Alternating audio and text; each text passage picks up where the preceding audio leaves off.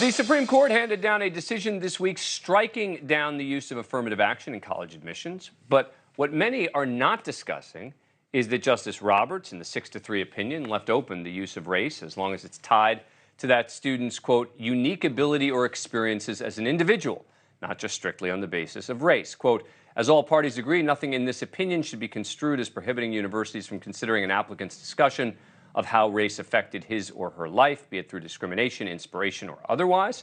In her dissenting opinion, Justice Ketanji Brown Jackson stated in part that this decision was truly a tragedy for all of us, and many on the left have echoed that segment. But is it really that big a deal? And is it really as radical an opinion as some on the left are claiming? And before we talk about the other two cases that I mentioned before, let's check in again with Morgan Harper, an attorney, former progressive Democratic Senate candidate, Joe Pinion, former Republican U.S. Senate candidate, and Nick Gillespie, editor-at-large of Reason magazine. Joe, how big a deal do you think this opinion is? Well, it's a big deal because the people in our politics will not be honest about what the actual decision was. Again, as you heard there from Justice Roberts, not saying that race cannot be considered, but simply saying it is not the only factor. And I think it is insulting in one front that somehow people think that if you got rid of race being the only factor, that somehow that black people will simply wither and die.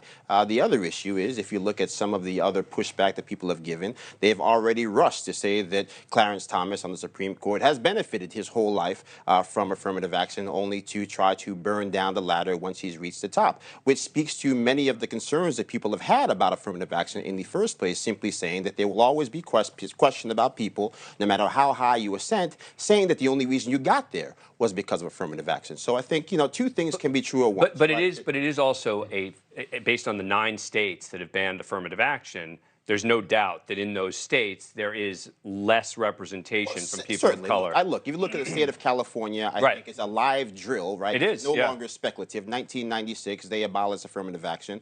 We saw, again, over a 15-year period, as was actually tracked by a professor from Princeton University, there was a 5% decline in actual earnings. And in some cases, in places like UCLA, there was a 40% decline in actual people being admitted to those campuses. So I think, again, there were things that were productive about affirmative action. Affirmative action in some portions still exists. So I think the notion that we're saying that it was unilaterally struck down is not accurate. And I think it forces us to confront the fact, did the policy actually achieve the end goal? From my estimation, it didn't. And in some cases, it has now become both a crutch and a ceiling on us being able to have a real conversation about the underlying issues, namely the lack of investment in our public. Putting aside, though, the policy issues, it seems to me that there's an argument that is a strictly technical legal matter.